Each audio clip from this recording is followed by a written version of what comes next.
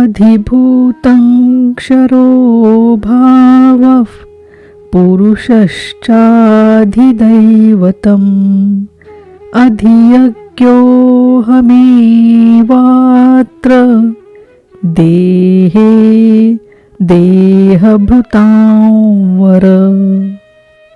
जब तक अक्षय भाव नहीं मिलता तब तक नष्ट होने वाले संपूर्ण क्षर भाव अधिभूत अर्थात भूतों के अधिष्ठान है। वही भूतों की उत्पत्ति के कारण है। पुरुषः च अधिदैवतम अर्थात प्रकृति से परे जो परम पुरुष है वही अधिदैव अर्थात संपूर्ण देवों दैवी संपद का अधिष्ठाता है। दैवी संपद उसी परम देव में विलीन हो जाती है। देहधारियों में श्रेष्ठ अर्जुन, इस मनुष्य तन में मैं ही अधियज्ञ हूँ अर्थात यज्ञों का अधिष्ठाता हूँ। अतः इसी शरीर में अव्यक्त स्वरूप में स्थित महापुरुष ही अधियज्ञ है। श्री कृष्ण एक योगी थे जो संपूर्ण यज्ञों का भोक्ता है। अंत में यज्ञ उसमें प्रवेश पा जाते हैं। वही परम स्वरूप मिल जाता है। इस प्रकार अर्जुन के 6 प्रश्नों का समाधान हुआ। अब अंतिम प्रश्न की अंतकाल में कैसे आप जानने में आते हैं जो कभी विस्मृत नहीं होते।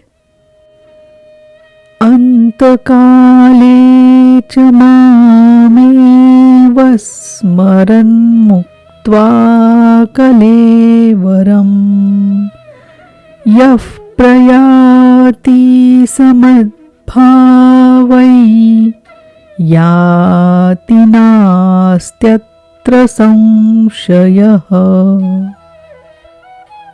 योगेश्वर श्री कृष्ण कहते हैं कि जो पुरुष अंतकाल में अर्थात मन के निरोध और विलय काल में मेरा ही स्मरण करते हुए शरीर के संबंध को छोड़ अलग हो जाता है वह मदभावम अर्थात साक्षात मेरे स्वरूप को प्राप्त होता है। इसमें संशय नहीं है। शरीर का निधन शुद्ध अंतकाल नहीं है। मरने के बाद भी शरीरों का क्रम पीछे लगा रहता है। संचित संस्कारों की सतह के मिट जाने के साथ ही मन का निरोध हो जाता है और वह मन भी जब विलीन हो जाता है तो वहीं पर अंतकाल है, जिसके बाद शरीर धारण नहीं करना पड़ता। यह क्रियात्मक है। केवल कहने से वार्ता क्रम से समझ में नहीं आता। जब तक वस्त्रों की तरह शरीर का परिवर्तन हो रहा है तब तक शरीरों का अंत कहाँ हुआ। मन के निरोध और निरुद्ध मन के भी विलय काल में जीते जी शरीर के संबंधों का विच्छेद हो जाता है। यदि मरने के बाद ही यह स्थिति मिलती तो श्री कृष्ण भी पूर्ण न होते। उन्होंने कहा कि अनेक जन्मों के अभ्यास से प्राप्ति वाला ज्ञानी साक्षात मेरा स्वरूप है। मैं वह हूँ और वह मुझ में है। लेश मात्र भी उसमें और मुझ में अंतर नहीं है। यह जीते जी प्राप्ति है। जब फिर कभी शरीर न मिले वही शरीरों का अंत है। यह तो वास्तविक शरीरांत का चित्रण हुआ, जिसके पश्चात जन्म नहीं लेना पड़ता। दूसरा शरीरांत मृत्यु है जो लोक प्रचलित है, किंतु इस शरीरांत के पश्चात पुनः जन्म लेना पड़ता है। यौवापि स्मरन् भावन् त्यजत्यन्ते कलेवरम् तन्तमेवैति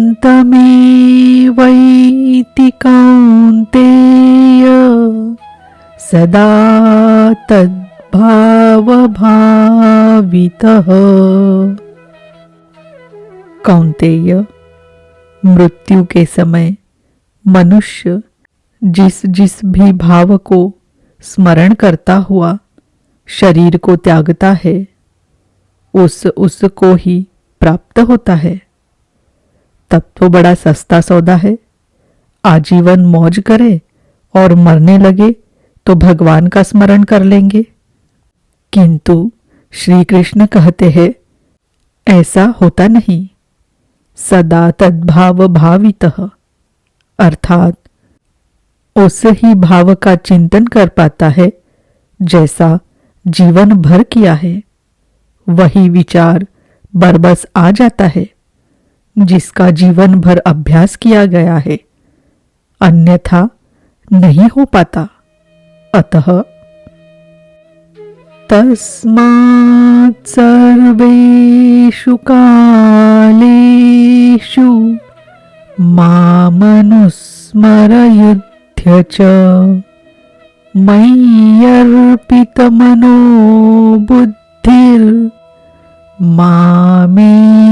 वैश्यस्य संशयम्।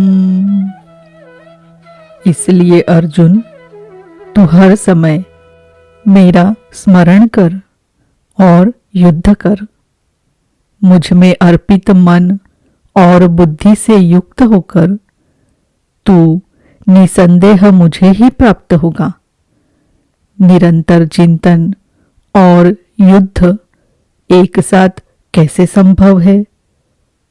हो सकता है कि निरंतर चिंतन और युद्ध का यही स्वरूप हो कि जय कन्हैया लाल की, जय भगवान की कहते रहे और बाण चलाते रहे।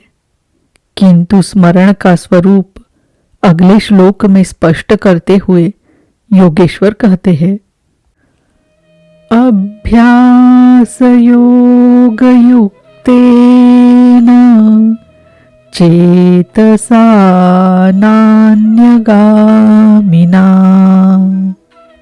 परमं पुरुषं दिव्यं याति पार्थानुचिन्तयन्।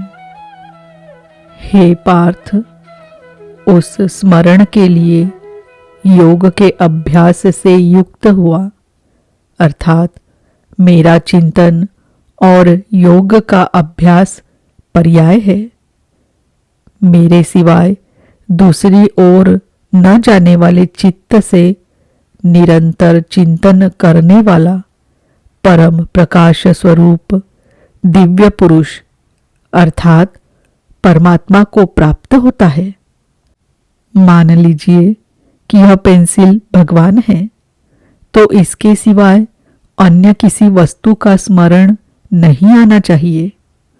इसके अगल बगल आपको जो पुस्तक दिखाई पड़ती है या अन्य कुछ भी, तो आपका स्मरण खंडित हो गया। स्मरण जब इतना सूक्ष्म है कि इष्ट के अतिरिक्त दूसरी वस्तु का स्मरण भी न हो, मन में तरंगे भी न आए, तो स्मरण और युद्ध दोनों एक साथ कैसे होंगे?